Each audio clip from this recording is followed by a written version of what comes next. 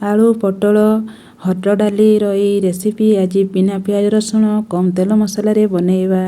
तो प्रथमे गैस रे आबे कढ़ई बसैबा। कढ़ई रे तेल दबा। तेल दे सारा परे एबे हरड़ डाली को आमे भाजीबा।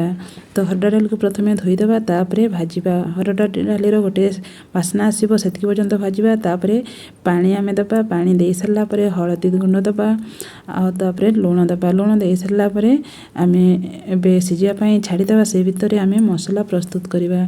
तो एठी देखंतु नेइची कंचा लंका और अदा को काटी देबे नहले छेची देबे। तापरे डाली देबा और टमाटो को छोट छोट सरू पीस करी काटी देबा ताकू देबा और डाली को सिजिया पई एबे छाडी देबा। से भितरे एबे अन्य आमे मसला प्रस्तुत करिबा और अन्य सब फ्राई भी करिबा। तो एबे आ गोटे कढ़ई रे तेल देबा। तेल गरम होला परे एबे आलू को फ्राई करिबा। आलू को गोल्डन कलर हेबा पर्यंत फ्राई करिबा। आलू फ्राई हो गला टिके हे गला परे तापरे आमे पटल को देबा। पटल को भी आमे एठी पूरा भलो भाबरे गोल्डन कलर हेबा पर्यंत फ्राई करिबा। एठी देखंतु आलू पटल पूरा भलो भाबरे फ्राई हो जाईची।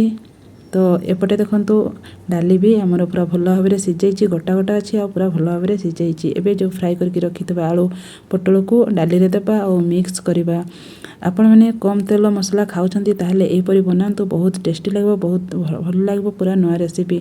जदि धनिया पत्र अछि धनिया पत्र देबे आ मिक्स करिवे। रेडी हो जाईची आलू पटल डालमा रेसिपी। याको भात रोटी परोटा सहित खाइबे बहुत बढ़िया लागबो। जदि दरकार आउ टे टेस्ट पई चाहंती ताहले ताडका देबे। तो रेडी हो जाईची तरकारी रेसिपी। Thank you.